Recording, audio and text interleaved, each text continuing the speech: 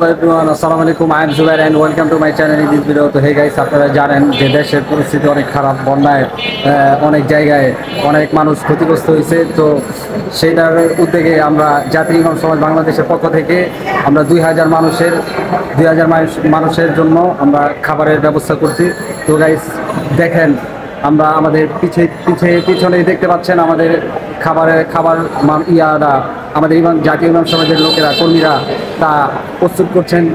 আপনাদেরকে দেখাই, এটা অনেক পদেরই খাবার দেওয়া হয়েছে, আপনাদেরকে দেখাই। তবে আরেকটা কথা বলে নিই গাইস, আজকে 1000 মানুষ যাবে, 1000 মানুষের জন্য খাবার নিয়ে যাবে। আগামীকাল আল্লাহ যদি বাচ্চা রাখে আরেক হাজার মানুষের জন্য খাবার নিয়ে যাবে। তো গাইস দেখেন, আপনাদেরকে দেখাই কি কি খাবার দিচ্ছে একটার মধ্যে। তো গাইস আপনারা দেখতে পাচ্ছেন বিস্কিট, তারপরে মধু, দুধ, তারপরে চানাচুর, চিরা, মুড়ি, তারপরে আরেকটা বোল আপনারা দেখতে পাচ্ছেন গাইস। এই যে এখানে প্রচুর খাবার রাখা আছে, কর্মীরা এখন নামাজের সময় হয়েছে, কাজ অফ করছে, নামাজের পরে আবার কাজ করবো ইনশাল্লাহ। এই যে আপনারা দেখতে পাচ্ছেন, ওই যে জাতীয় ইমাম সমাজের মহাসচিব ওদিকে আছেন, সংগ্রামী মহাসচিব ওদিকে আছেন, ওদিকে ওনারা মিটিং করতেছে কিভাবে কি করা যায়। ইনশাল্লাহ আজকে 1000 মানুষের খাবার আমরা নিয়ে যাব ইনশাল্লাহ। এই যে আপনারা দেখতে পাচ্ছেন ইনশাল্লাহ 1000 মানুষের খাবার আজকে যাবে, আগামীকাল 1000 মানুষের খাবার যাবে।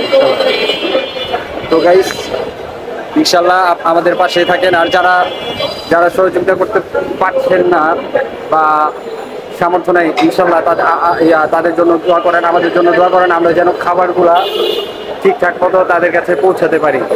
এবং যারা এতটুকু সামর্থ্য আছে, আমাদের যারা সহযোগিতা করছে তাদের পাশে আপনারা থাকেন। যদি টাকা পয়সা দিয়া সহযোগিতা না করতে পারেন, অন্তত তাদের পাশে থাকেন গাইস।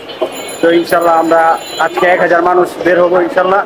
আগামীকাল 1000 মানুষ। আপনারা দেখতে পাচ্ছেন এই যে খাবারগুলা এদিকে রাখা, ইনশাল্লাহ 6-7 রকমের খাবার, না আরো বেশি হবে, অনেক প্রকারের খাবার এদিকে আপনারা দেখতে পাচ্ছেন গাইস। এদিকে খাবারগুলো রাখা, ওই যে জাতীয় ইমাম সমাজ বাংলাদেশের কর্মীরা ওদিকে মিটিং করতেছে কিভাবে কি করা যায়। তো গাইস আজকের ভিডিও এই পর্যন্ত, ইনশাল্লাহ আগামীতে কি হবে না হবে ইনশাল্লাহ আপনাদেরকে জানাবো। আসসালামু আলাইকুম রহমতুল্লাহ।